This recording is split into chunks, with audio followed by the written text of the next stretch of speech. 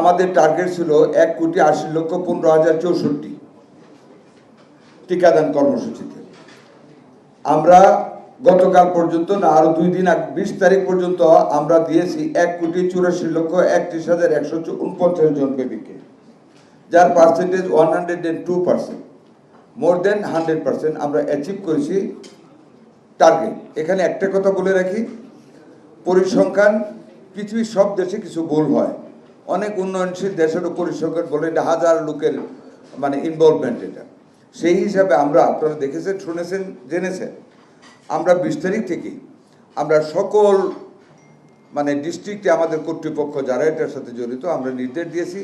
এবং গত পরশুদিন আমরা জুম মিটিং করেছি বৃহস্পতিবার দিন with all the civil surgeon, directors and superintendents of all the hospital, and I have conveyed them the message যে আমাদের ক্যাম্পেইনিং 20 তারিখ পর্যন্ত শেষ হয়েছে, but it will not be stopped. 21 তারিখ থেকে স্টার্ট করতে হবে, যতদিন না পর্যন্ত আমাদের একটা বাচ্চা বাকি থাকবে। আমরা খুঁজে খুঁজে এখন আমরা টিকা দিচ্ছি, মাইকিং করাচ্ছি যারা বাদ পড়েছে তাদেরকে টিকাদানের জন্য। সুতরাং it has become a continuous process. এটা একটা চলমান চেষ্টা আমাদের চলবে, টিকাদান কর্মসূচি আমাদের চলছে।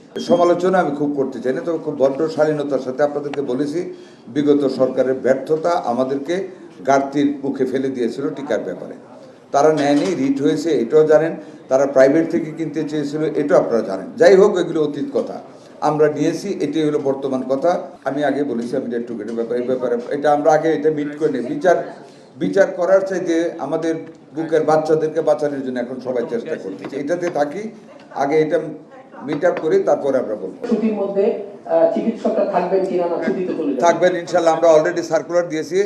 ধন্যবাদ আপনাকে এটা বলাতে। এটাও আপনারা আজকে বলবেন, আমরা সতর্ক করেছি হামের রুগী এবং জরুরি স্বাস্থ্য সেবাতে কোনো ডাক্তারের, নার্সের ছুটি হবে না, থাকতে।